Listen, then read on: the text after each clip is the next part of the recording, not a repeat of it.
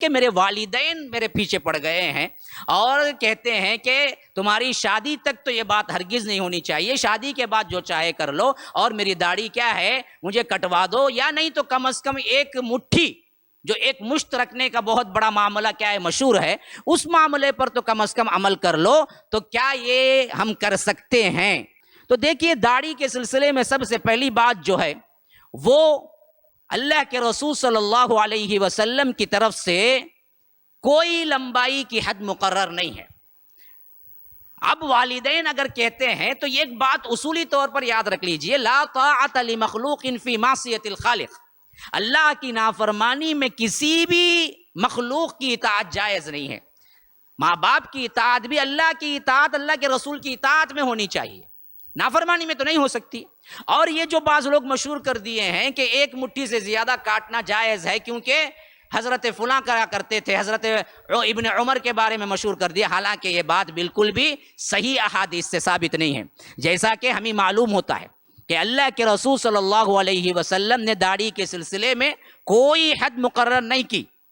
اللہ کے رسول صلی اللہ علیہ وسلم سے اس معاملے میں جو حدیث بھی آتی ہے وہ حدیث ضعیف ہے کہ اللہ کے رسول داڑھی کو تراشتے تھے، کم کرتے تھے یا کنارے سے، یہ تمام حدیث جو بھی ہیں وہ ضعیف ہیں۔ یا ابن عمر کا جو اثر آیا ہے کہ وہ ایک مٹھی سے کم جو زیادہ ہوتی وہ کاٹتے تھے، وہ بھی دراصل صحیح سند سے ثابت نہیں ہے، بلکہ الٹا کیا ہے، امام مسلم رحمہ اللہ اپنی کتاب میں جابر ابن عبداللہ سے روایت کرتے ہیں کہ اللہ کے رسول صلی اللہ علیہ وسلم کی داڑھی کے بال بہت زیادہ تھے، صحیح مسلم کی حدیث ہے 2344۔ اور اسی طرح نسائی کے اندر یہ حدیث ہے حضرت برا کی کہ نبی صلی اللہ علیہ وسلم بہت زیادہ گھنی کا مطلب آپ اچھی طرح سمجھتے ہیں نا، بھرپور گھنی داڑھی رکھنے والے تھے۔ اسی طرح کیا ایک اور روایت میں عظیم اللحیہ کے الفاظ آئے ہیں جو نسائی کے حدیث نمبر 5232 کے اندر ہیں کہ اللہ کے رسول صلی اللہ علیہ وسلم عظیم داڑھی رکھے تھے۔ اور بعض اہل علم نے ابن عمر رضی اللہ عنہ کے فعل کے بنا پر ایک مٹھی سے زیادہ جو اجازت دی ہے، کہتے ہیں کہ اکثر علماء اسے مکروہی سمجھتے ہیں۔ وہ اجازت جو معاملہ ہے وہ معاملہ صحیح نہیں ہے، کیونکہ اللہ کے رسول صلی اللہ علیہ وسلم سے ایسا ثابت نہیں ہے۔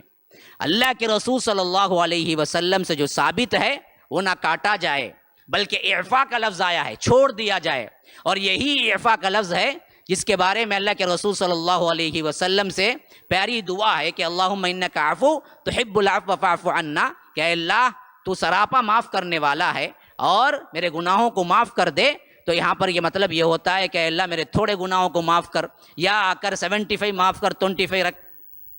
اعفاء، اسی سے اعفاء آیا ہے کہ چھوڑ دو، جیسے بھی ہے جو بھی ہے اس کو چھوڑ دو، تو ویسے ہی چھوڑ دینا چاہیے، اور اس پر آپ عزم مصمم کریں، انشاءاللہ اللہ تعالیٰ غیب سے مدد فرمائے گا۔ والدین کے دلوں کے اندر بھی اللہ تبارک و تعالی ان کے حیثیت سے اللہ تعالیٰ شرح صدر کرے گا اور غیبی مدد فرمائے گا، آپ اسی پر کامزن رہیے۔ السلام علیکم ورحمۃ اللہ وبرکاتہ۔ احباب کرام، میں جاوید عثمان ربانی۔ اس ریکارڈنگ کا مقصد یہ ہے کہ رمضان المبارک کا مہینہ چل رہا ہے، اور اللہ کے رسول صلی اللہ علیہ وسلم اس مہینے میں سب سے زیادہ سخاوت کرتے تھے، جیسا کہ روایتوں میں آیا ہے کہ اللہ کے رسول پہلے ہی بہت سخی تھے، کان اجود الناس۔ اور اسی طرح اسی روایت کے اندر یہ بات بھی آئی ہے کہ جب رمضان المبارک کا مہینہ ہوتا تو اللہ کے رسول صلی اللہ علیہ وسلم کی سخاوت کا یہ عالم ہوتا کہ وہ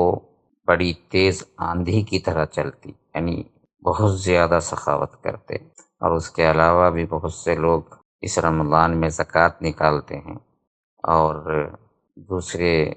فی سبیل اللہ کاموں میں آگے بڑھ کر حصہ لیتے ہیں۔ تو آپ لوگوں کو اطلاعاً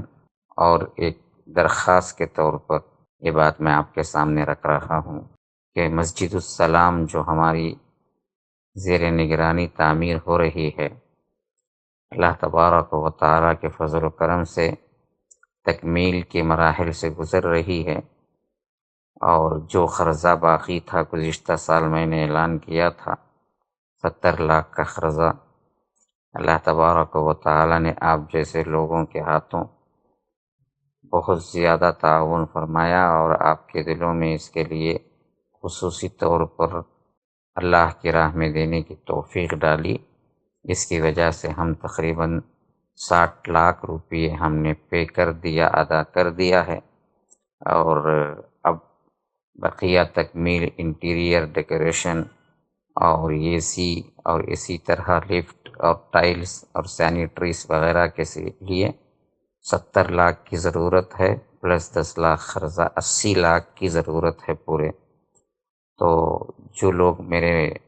بیانات کو لگاتار سنتے ہیں اور ہمارے مرکز کو جانتے ہیں، مرکز السلام کو اور مسجد کے بارے میں آپ لوگوں کو معلوم ہے، اور مرکز کے ایکٹیویٹیز کے سلسلے میں آپ لوگوں کو اچھی طرح معلوم ہے، اس کے لیے آگے بڑھ کے آئیے۔ رمضان المبارک میں 1 کا 10 ملتا ہے، تو اللہ تبارک و تعالیٰ کے پاس بے انتہا اجر و ثواب ہے۔ اللہ یضاعف لمن یشاء، اللہ فرماتا ہے کہ اللہ دینے والوں کو جتنا چاہے اتنا زیادہ بڑھا کر واپس دیتا ہے۔ تو آپ اس مرکز کو زکوٰۃ بھی دے سکتے ہیں، مرکز کے ایکٹیویٹیز اور مرکز کے اخراجات بھی 70-80 ہزار کے قریب پر منتھ ہوتے ہیں، تو اپنی زکوٰۃ بھی دیجیے، اور اسی طرح افطار کا 1 دن کا خرچ مرکز میں تقریباً 4000 روپے خرچ ہوتے ہیں، تو 4000 روپے کے حساب سے کوئی 5 دن کی ذمہ داری، کوئی 10 دن کی ذمہ داری لے سکتا ہے، تاکہ کسی روزے دار کا روزہ کھلوانا اور ان کو کھانا دینا اور ان کے روزے کے کھانے پینے میں مدد کرنا۔ اللہ کے رسول صلی اللہ علیہ وسلم نے فرمایا کہ اس کو اللہ تعالیٰ ایسے ہی اجر دیتا ہے بغیر وہ روزے دار کی ثواب کی کٹوتی کے، یعنی پورا ثواب اس کو 1 روزے کا دیتا ہے۔ تو یہ بہترین مواقع ہے۔ مرکز السلام آپ کو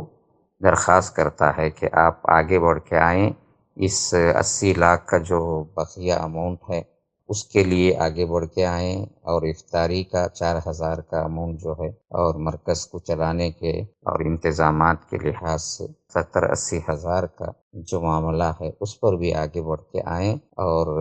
جو نمبرات دیے گئے ہیں اکاؤنٹ نمبر ہمارے مرکز کے، اور باہر والے ہیں تو ویسٹرن یونین سے یا آ کر ہمارے طلباء سے رابطہ کر کے آپ لے سکتے ہیں، اور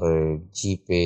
اسی طرح فون پے وغیرہ کے لیے 9884112044 سے رابطہ کر کے اس نمبر پہ ڈال سکتے ہیں۔ تو آپ سب سے گزارش ہے کہ آپ آگے بڑھ کے آئیں اس کاز میں، اللہ دینے والوں کو اور زیادہ ترقی دے اور زیادہ ان کے رزق میں کشادگی دے۔ اللہ تعالیٰ جن لوگوں کی سکت نہیں ہے، اللہ تعالیٰ ان کو دنیا کی دولت سے مالا مال کرے اور اس کے ذریعے دین کا کام لے۔ اللہ تعالیٰ سب کو صحت و عافیت کے ساتھ دین و دنیا کی ہر بھلائی عطا کرے۔ السلام علیکم ورحمۃ اللہ وبرکاتہ۔